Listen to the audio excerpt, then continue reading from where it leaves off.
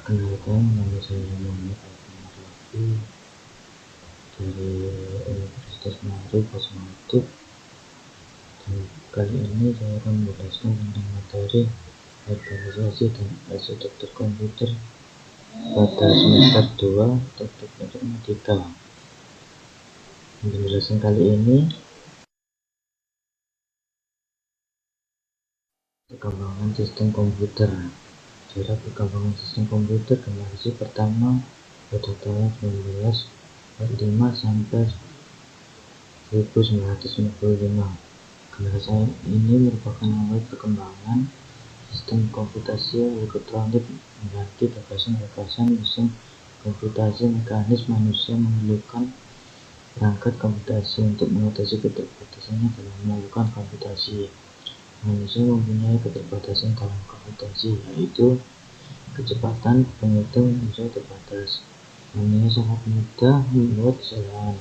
Upaya manusia untuk meningkatkan kemampuan komputasinya setelah dimulai sejak awal peradaban manusia, mulai dari merekam dan menumpukan batu, potongan batang, semua serta cara-cara mekanis seperti mesin hitung, badan Blaise Pascal.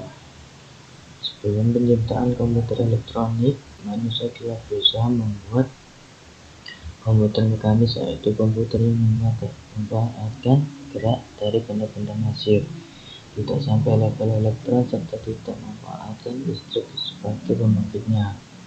Komputer mekanis ini mempunyai banyak keterbatasan yang menyebabkan kegagalan.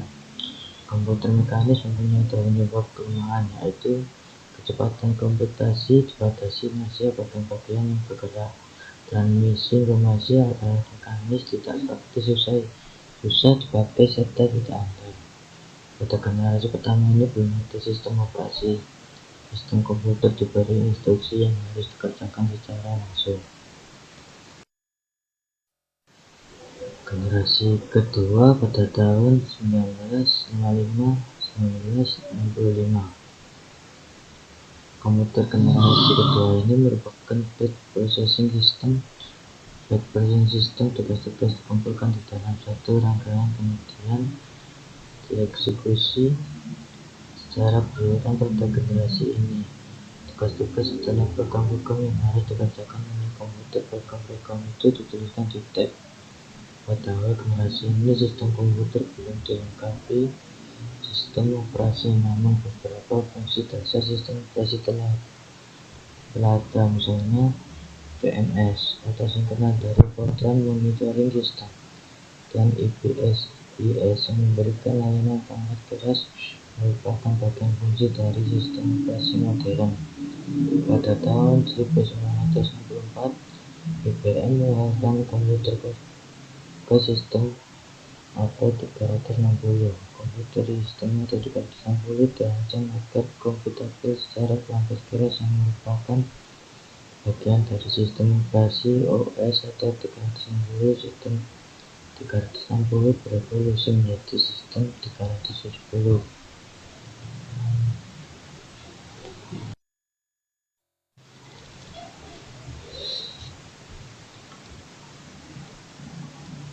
Generasi ketiga pada tahun 1965 sampai 1980. Perkembangan berlanjut. Sistem operasi dikembangkan untuk melayani banyak pemakai interaktif, sekaligus pemakai interaktif berkomunikasi dengan komputer lewat terminal secara online yang dihubungkan secara langsung ke satu komputer. Sistem komputer menjadi multi-user, yaitu sekaligus digunakan banyak orang. Multi-programming, yaitu sekaligus melayani banyak program.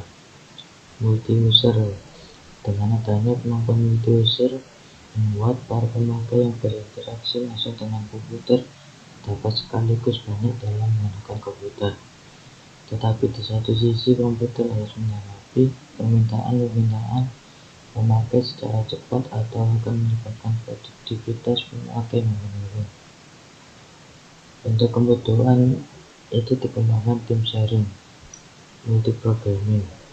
Multiprogramming berarti komputer melayani banyak tugas atau proses program yang dijalankan sekaligus pada satu waktu. Teknik multiprogramming meningkatkan utilisasi proses dengan mengorganisasikan semua tugas. Dalam hal ini, proses lalu mempunyai satu tugas yang harus dieksekusi. Teknik ini meningkatkan efisiensi proses. Teknik multiprogramming dilakukan dengan mempartisi memori menjadikan beberapa bagian. Satu bagian memori berisi satu tugas berbeda. Sistem operasi menyimpan beberapa tugas di memori secara simultan. Saat satu tugas menunggu operasi memasukkan atau keluaran, diselesaikan tugas lain menggunakan pemroses. Teknik ini memerlukan perangkat keras khusus untuk mencegah satu tugas mengganggu tugas lain. Selanjutnya, tim sharing. Tim sharing merupakan varian dari multiprogramming yang tiap memakai satu terminal online. Pemroses hanya memberi layanan pada pemakai aktif dengan bergantian secara tepat. Pemakai itu akan merasa dilayani secara terus-menerus. Batas sebenarnya digilir satu persatuan waktu yang singkat. Efek ini biasa disebut pseudo-parallelism, yaitu efek seolah-olah terdapat banyak komputer paralel yang melayani banyak pemakai.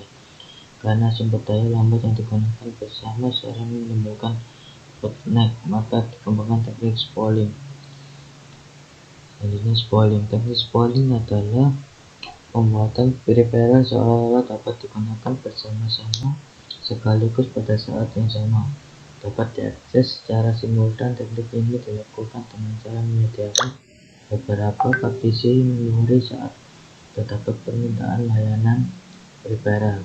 Permintaan langsung diterima dan data untuk layanan itu lebih dulu disimpan di memori yang disediakan. Kemudian layanan itu permintaan yang diberikan dijadwalkan agar secara nyata dilayani oleh peripheral.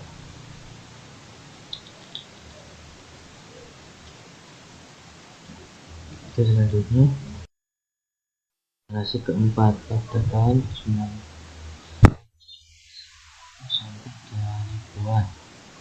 Pada generasi keempat ini, sistem operasi tidak lagi hanya diperuntukkan untuk satu mode pengelolaan, tetapi ditujukan untuk banyak mode pengolahan, misalnya mendukung batch processing, tim sharing, networking, dan software tim aplikasi sekaligus.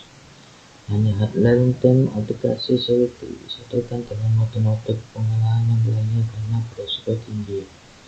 Pada generasi ini, kenyamanan mengoperasikan sistem komputer juga dinilai penting. Komputer yang makin upgrade telah sanggup memberi termografis yang nyaman.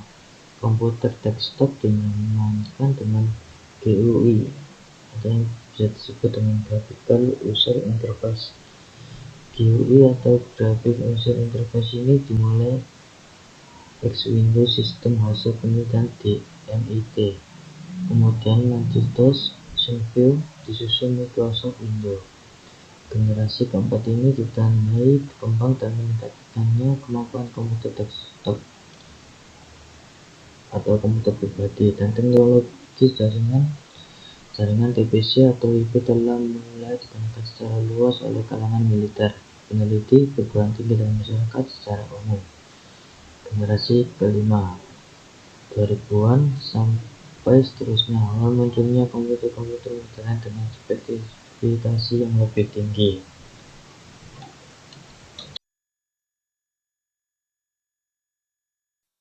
Sejarah perkembangan komputer generasi 1 sampai 5.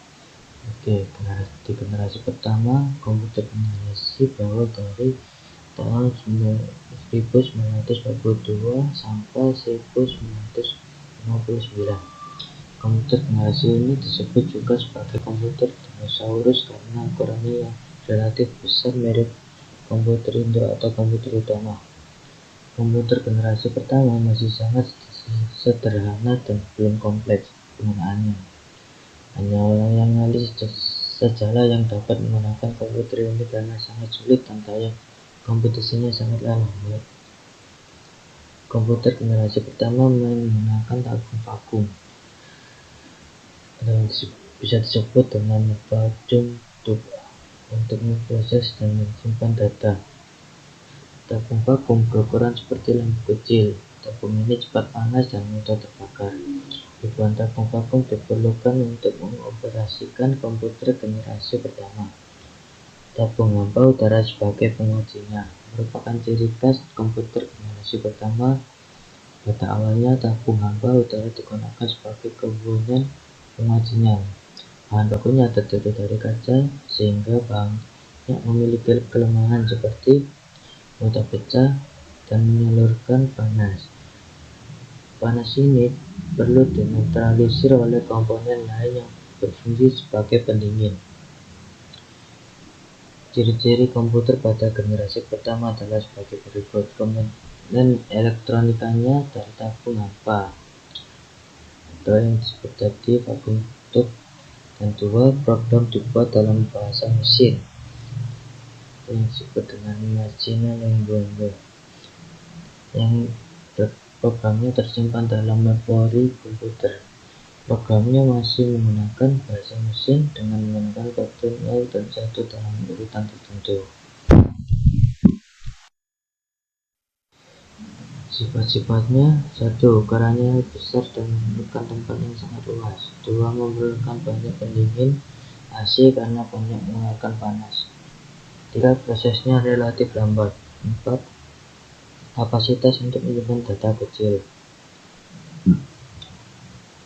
Pabrik yang memproduksinya Univac, IBM, Xerox, dan Honeywell.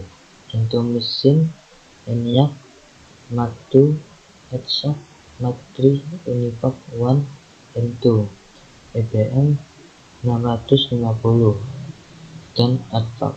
Komputer generasi pertama pada tahun 1944 sampai 1959. Contoh gambar komputer generasi pertama.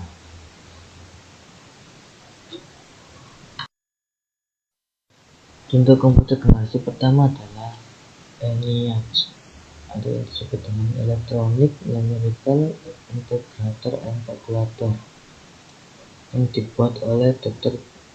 John Oakley dan Prosper Egbert tahun 1946. Komputer semacam ENIAC menggunakan 18.000 tabung hampa untuk mengolah data. ENIAC mempunyai bobot seberat 30 ton, panjang 30 meter, dan tinggi 2,4 meter, dan menggunakan daya listrik 174 kW. Pada tahun 1950-an, beberapa komputer yang memperkerjakan ribuan tabung hampa masih diproduksi. Dan dengan adanya komponen tambahan, akhirnya komputer yang ada menjadi berat dan mahal. Begitu besar ukurannya sampai-sampai memerlukan suatu ruangan kelas tersendiri.